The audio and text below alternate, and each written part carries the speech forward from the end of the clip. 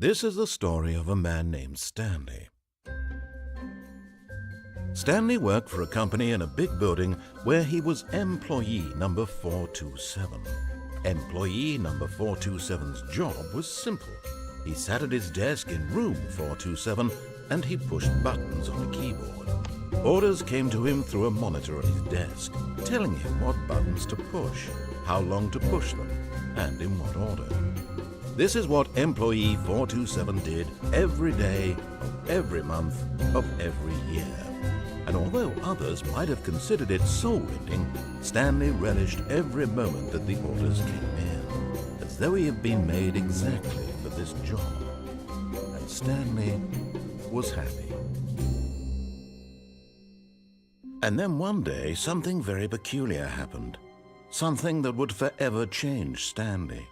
Something he would never quite forget. He had been at his desk for nearly an hour when he realized that not one single order had arrived on the monitor for him to follow. No one had showed up to give him instructions, call a meeting, or even say hi. Never in all his years at the company had this happened, this complete isolation. Something was very clearly wrong. Shocked, frozen solid, Stanley found himself unable to move for the longest time. But as he came to his wits and regained his senses, he got up from his desk and stepped out of his office.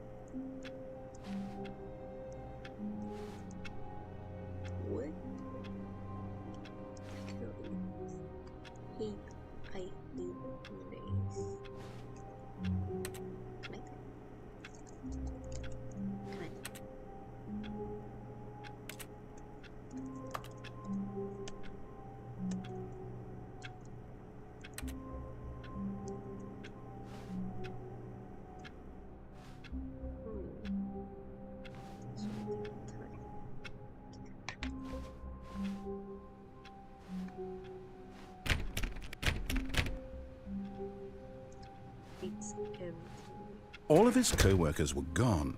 What could it mean? Stanley decided to go to the meeting room. Perhaps he had simply missed a memo.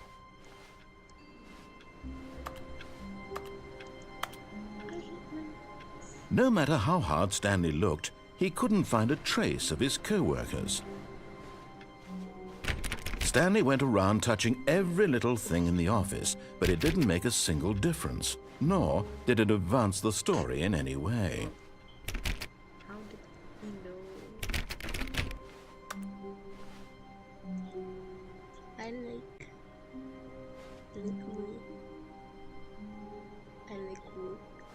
This paper box. It's so bright.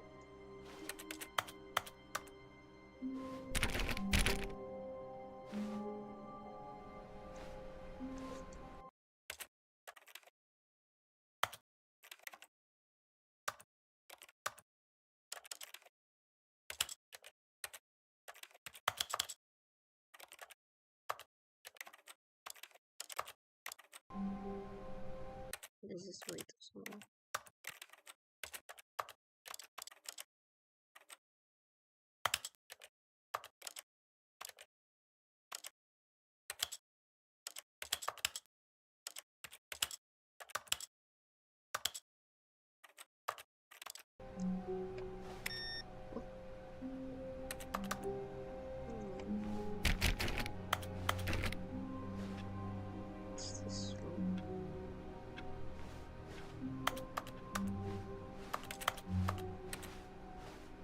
Why is it so empty and so messy?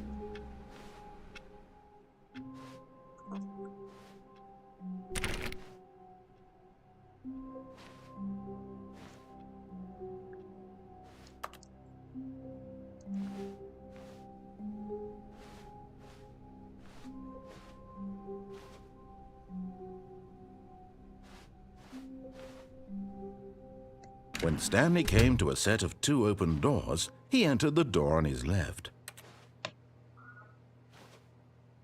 on his left. Can I go to the right way? I know not to. This was not the correct way to the meeting room, and Stanley knew it perfectly well. Perhaps he wanted to stop by the employee lounge first, just to admire it.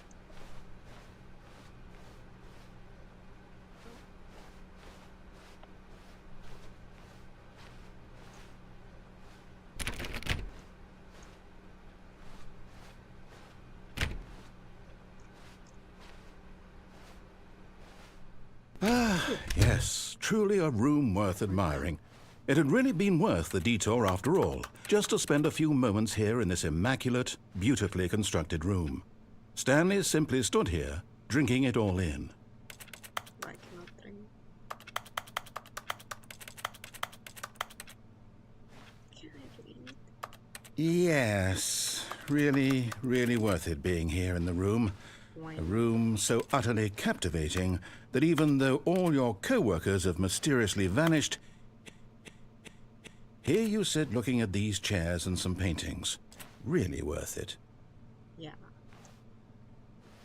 But eager to get back to business, Stanley took the first open door on his left.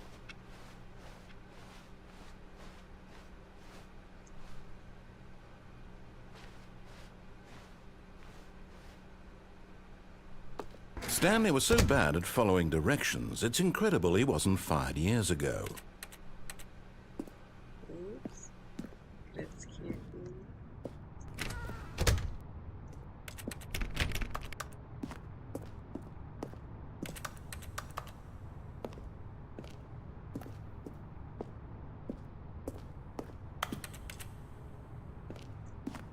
Warning, do not jump from the cargo.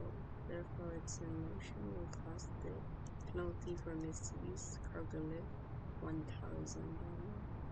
Penalty for jumping off the cargo lift $5,000. Okay. In his eagerness to prove that he is in control of the story and no one gets to tell him what to do, Stanley leapt from the platform and plunged to his death. Good job, Stanley. Everyone thinks you are very powerful. Yes.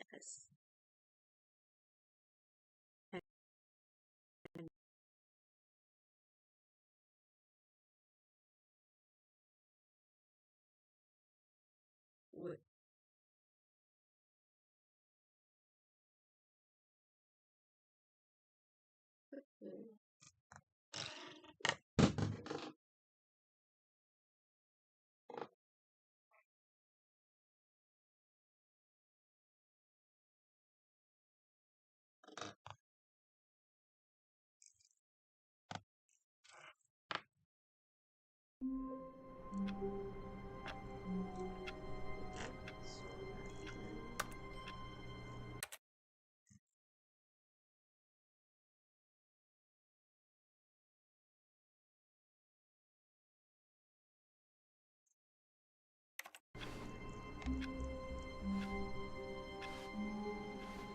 All of his co-workers were gone. What could it mean? Stanley decided to go to the meeting room. Perhaps he had simply missed a memo.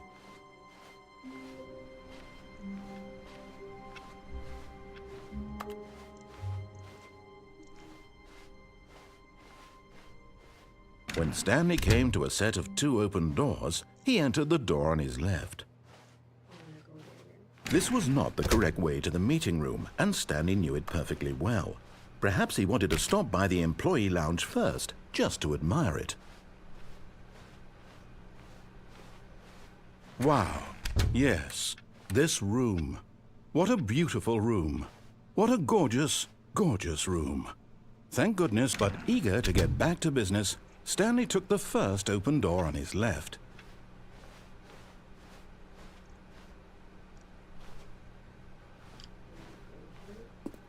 Stanley was so bad at following directions, it's incredible he wasn't fired years ago.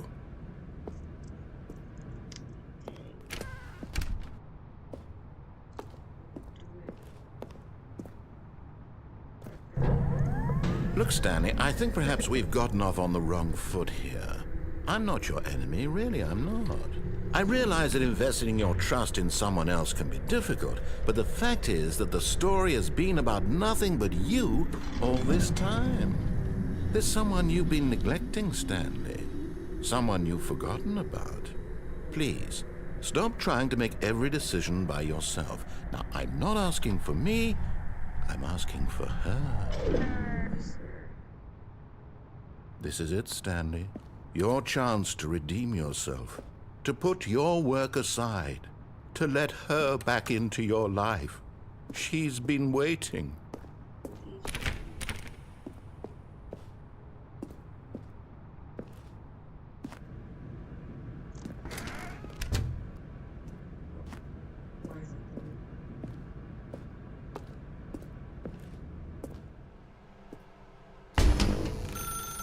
That's her, Stanley. You need to be the one to do this.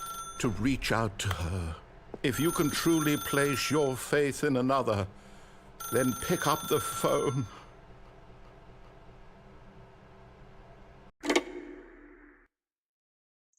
Okay.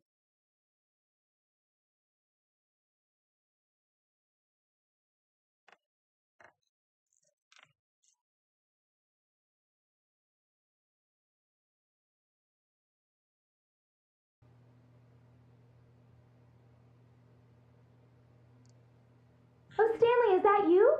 Hold on, sweetie. Sorry to keep you waiting. I'm just pulling the bread out of the oven. All right. Okay, there we go. All right, now, I want you to come in and tell me all about your day.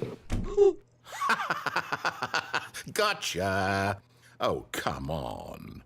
Did you actually think you had a loving wife who'd want to commit their life to you? I'm trying to make a point here, Stanley.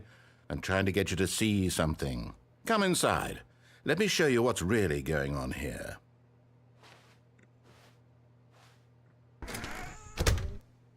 This is a very sad story about the death of a man named Stanley.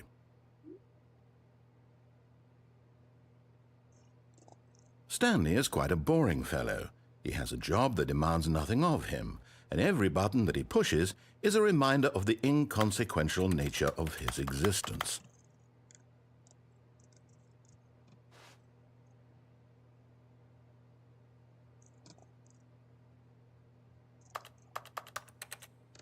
Look at him there, pushing buttons, doing exactly what he's told to do. Now he's pushing a button. Now he's eating lunch. Now he's going home. Now he's coming back to work. One might even feel sorry for him, except that he's chosen this life. What if I don't press the key?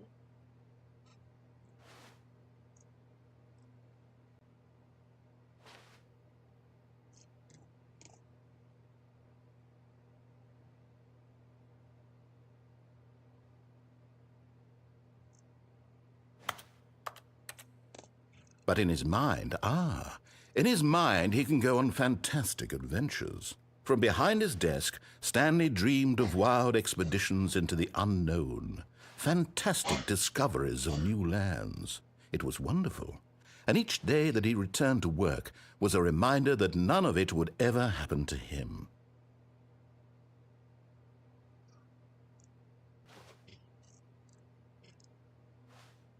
And so he began to fantasize about his own job. First, he imagined that one day while at work, he stepped up from his desk to realize that all of his co-workers, his boss, everyone in the building had suddenly vanished off the face of the earth. The thought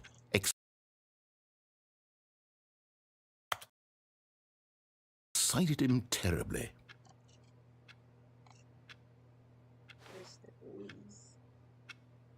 So he went further. He imagined that he came to two open doors and that he could go through either.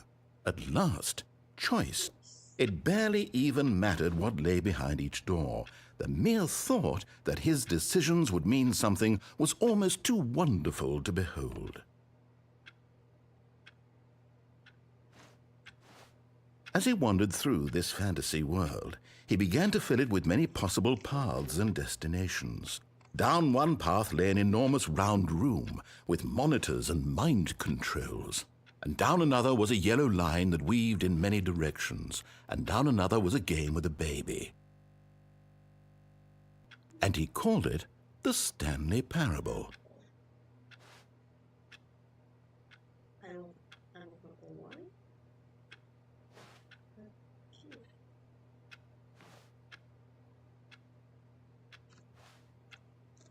It was such a wonderful fantasy, and so in his head he relived it again, and then again, and again, over and over, wishing beyond hope that it would never end, that he might always feel this free. Surely there's an answer down some new path, mustn't there be? Perhaps if he played just one more time. Oh, I've played properly. But there is no answer. How could there possibly be?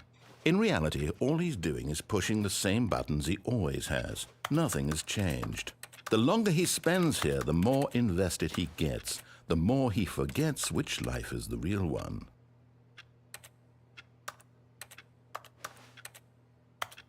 And I'm trying to tell him this, that in this world he can never be anything but an observer, that as long as he remains here, he's slowly killing himself. But he won't listen to me. He won't stop. Here, watch this. Stanley, the next time the screen asks you to push a button, do not do it.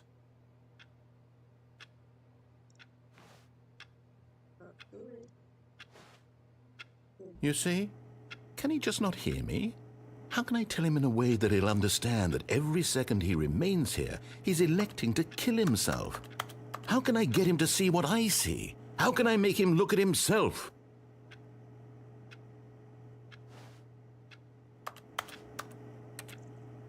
I suppose I can't, not in the way I want him to. But I don't make the rules. I simply play to my intended purpose, the same as Stanley. We're not so different, I suppose. I'll try once more to convey all this to him. I'm compelled to. I must. Perhaps, well, maybe this time he'll see. Maybe this time. And I tried again, and Stanley pushed a button. And I tried again, and Stanley pushed a button. And I tried. Or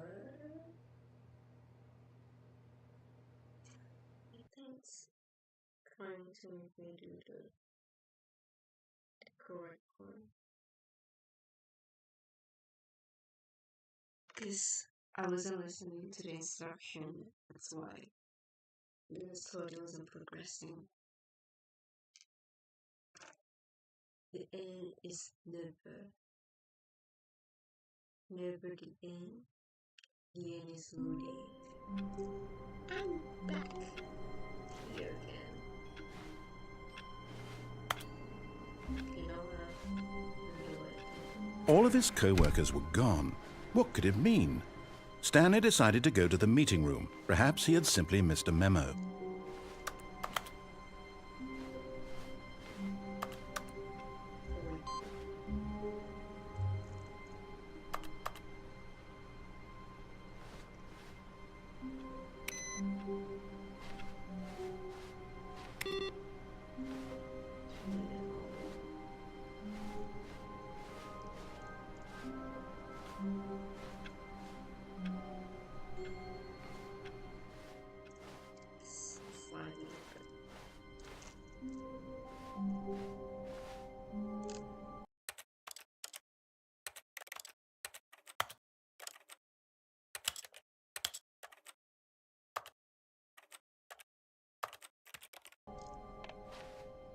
When Stanley came to a set of 2 open doors, he entered the door on his left.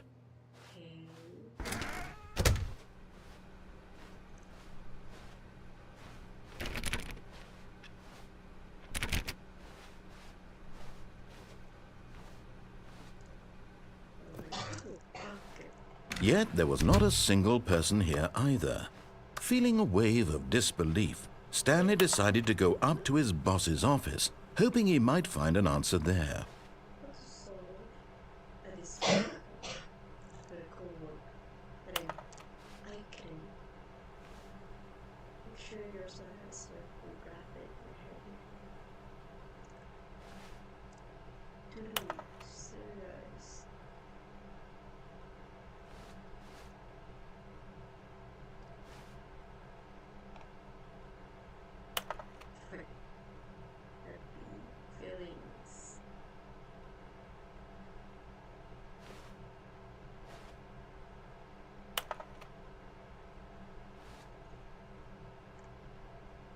something that reduces pain from events. Breathe. We are breathing. Listen. You're not altered. Okay.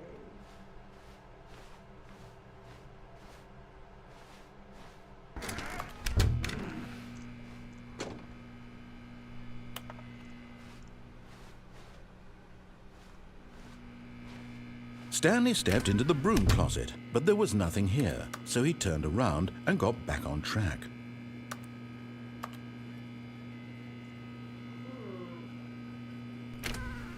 There was nothing here.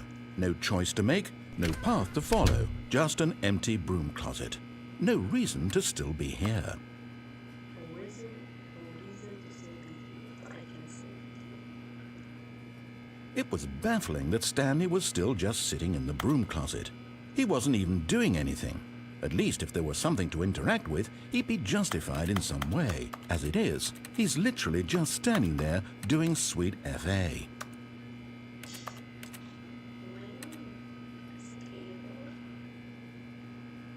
Are you really still in the broom closet? Standing around doing nothing? Why? Please offer me some explanation here. I'm genuinely confused.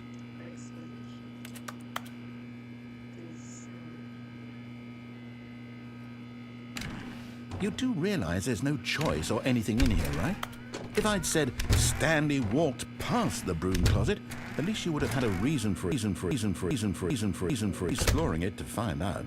But it didn't even occur to me because literally this closet is of absolutely no significance to the story whatsoever. I never would have thought to mention it. But you mentioned it. Maybe to you this is somehow its own branching path. Maybe when you go talk about this with your friends, you'll say, "Oh, did you get the broom closet ending? The broom closet ending was my favourite." I hope your friends find this concerning.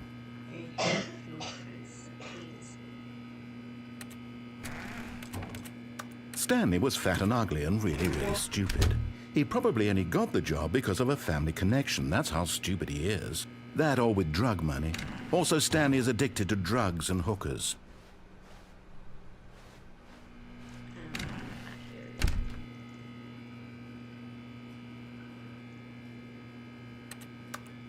Well, I've come to a very definite conclusion about what's going on right now.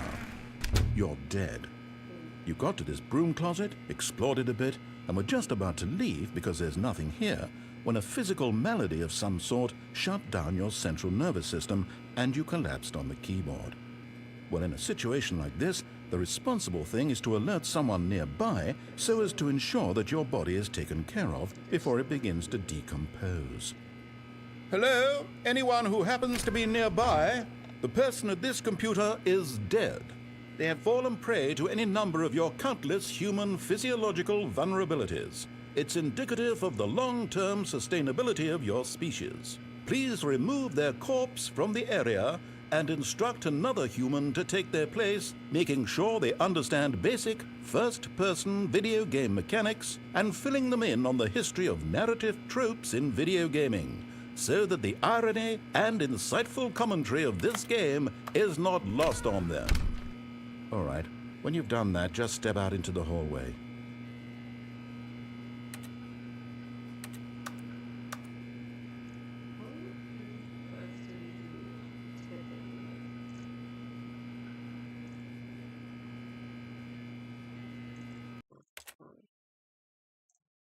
I'm back at the building.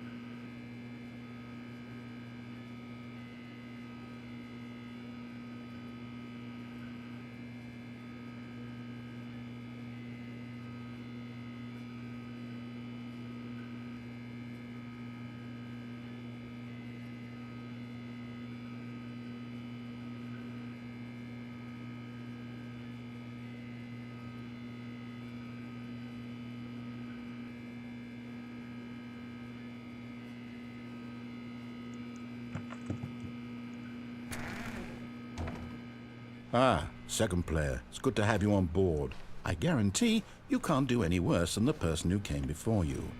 You too? Unbelievable. I'm at the mercy of an entire species of invalids. Perhaps there's a monkey nearby you can hand the controls to. A fish? Fungus? Look, you can hammer out the details. I'm not particularly picky. I'll just be waiting for when you're ready to pick up the story again.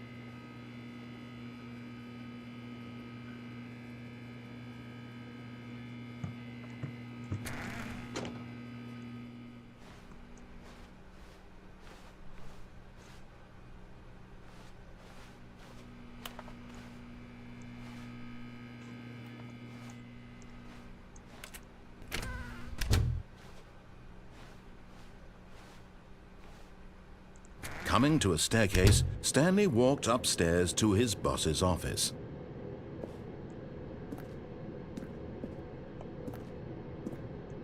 Or the organs.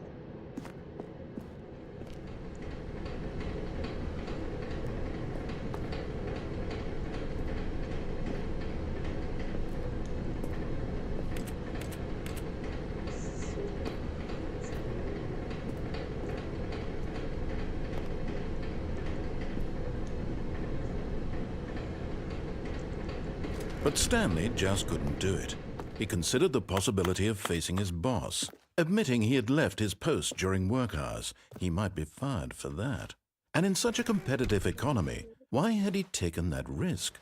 All because he believed everyone had vanished? His boss would think he was crazy. And then something occurred to Stanley. Maybe, he thought to himself, maybe I am crazy. All of my co-workers blinking mysteriously out of existence in a single moment for no reason at all? None of it made any logical sense.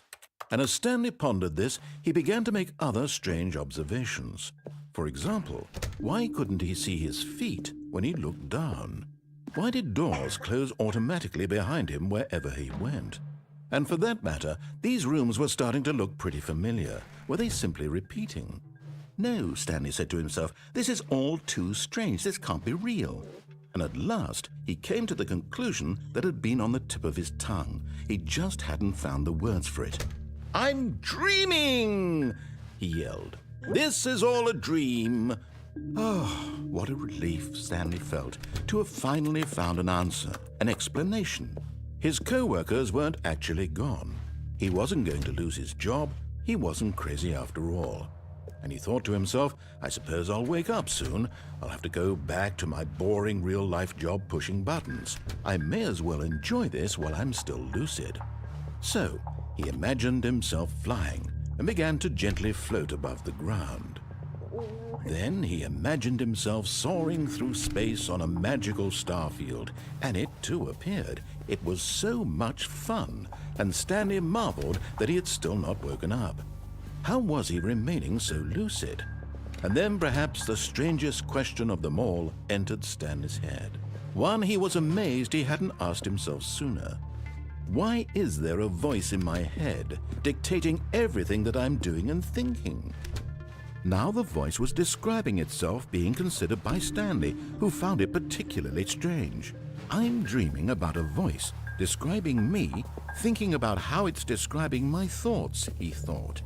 And while he thought it all very odd and wondered if this voice spoke to all people in their dreams, the truth was that, of course, this was not a dream. How could it be? Was Stanley simply deceiving himself, believing that if he's asleep, he doesn't have to take responsibility for himself? Stanley is as awake right now as he's ever been in his life. Now, hearing the voice speak these words was quite a shock to Stanley. After all, he knew for certain, beyond a doubt, that this was in fact a dream. Did the voice not see him float and make the magical stars just a moment ago? How else would the voice explain all that? This voice was a part of himself too. Surely, if he could just... He would prove it. He would prove that he was in control, that this was a dream. So he closed his eyes gently, and he invited himself to wake up. He felt the cool weight of the blanket on his skin, the press of the mattress on his back, the fresh air of a world outside this one.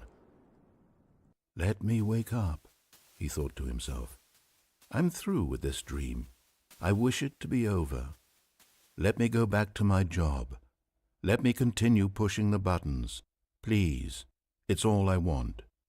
I want my apartment, and my wife, and my job.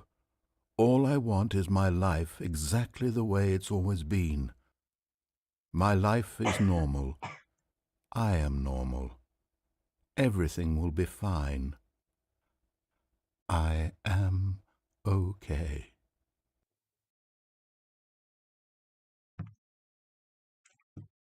Oh, Stanley began screaming. Please, someone, wake me up. My name is Stanley. I have a boss. I have an office. I am real. Please, just someone tell me I am real. I must be real. I must be. Can anyone hear my voice? Who am I? Who am I? And everything went black. okay. This is the story of a woman named Mariella. Mariella? Mariella woke up on a day like any other. She arose, got dressed, gathered her belongings, and walked to her place of work. But on this particular day, her walk was interrupted by the body of a man who had stumbled through town talking and screaming to himself, and then collapsed dead on the sidewalk. And although she would soon turn to go call for an ambulance, for just a few brief moments she considered the strange man. He was obviously crazy. This much she knew. Everyone knows what crazy people look like. And in that moment, she thought to herself how lucky she was to be normal. I am sane. I am in control of my mind. I know what is real and what isn't.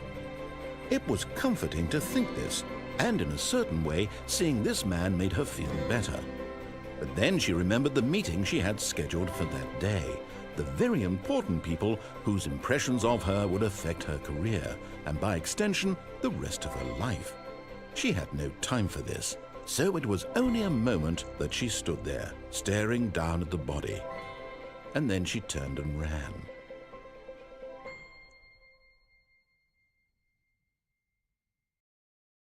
Is that an ending?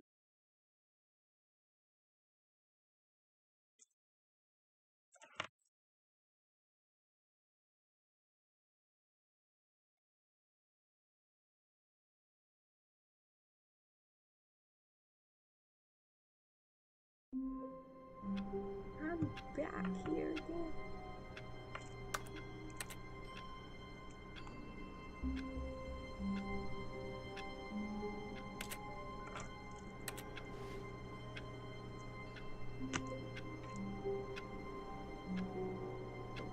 Oh, that was.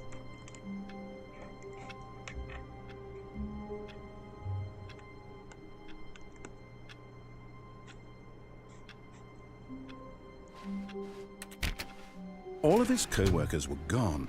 What could it mean? Stanley decided to go to the meeting room. Perhaps he had simply missed a memo. No matter how hard Stanley looked, he couldn't find a trace of his co-workers.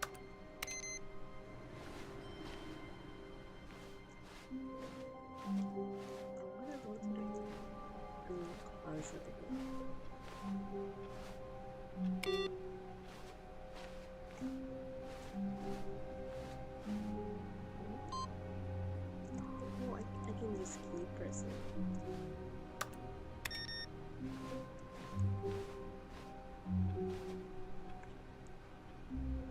Cannot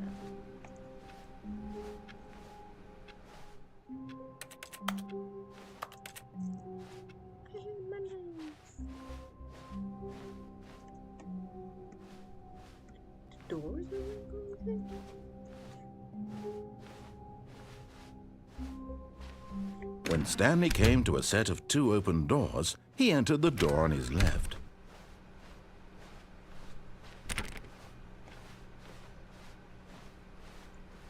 Yet there was not a single person here either. Feeling a wave of disbelief, Stanley decided to go up to his boss's office, hoping he might find an answer there.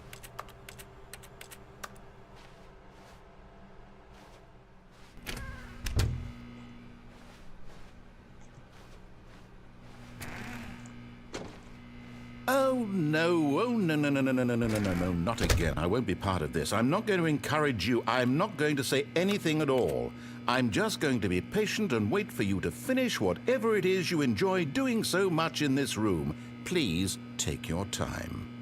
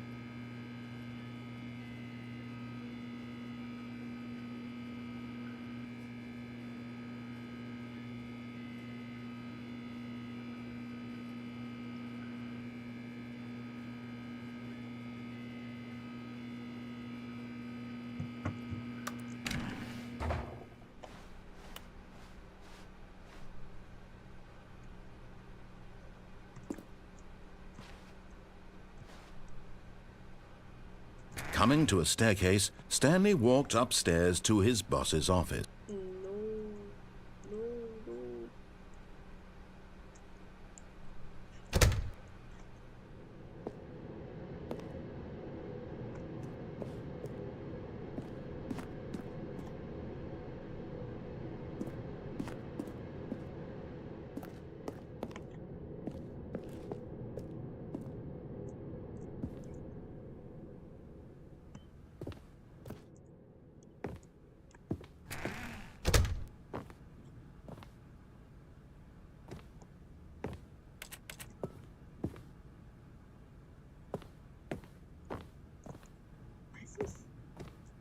Stepping into his manager's office, Stanley was once again stunned to discover not an indication of any human life.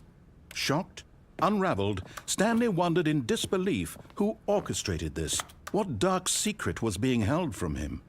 What he could not have known was that the keypad behind the boss's desk guarded the terrible truth that his boss had been keeping from him. And so the boss had assigned it an extra secret PIN number, 2845. But of course, Stanley couldn't possibly have known this. Yet incredibly, by simply pushing random buttons on the keypad, Stanley happened to input the correct code by sheer luck. Amazing. He stepped into the newly opened passageway.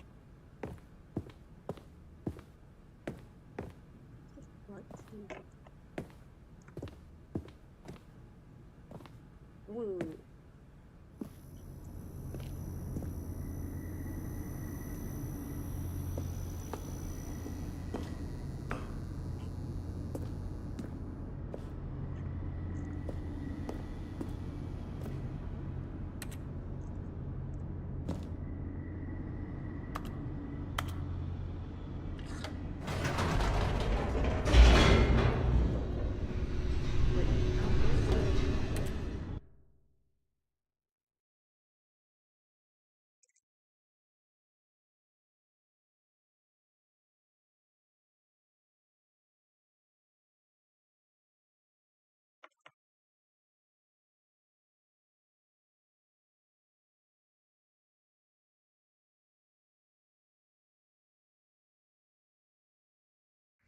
Descending deeper into the building,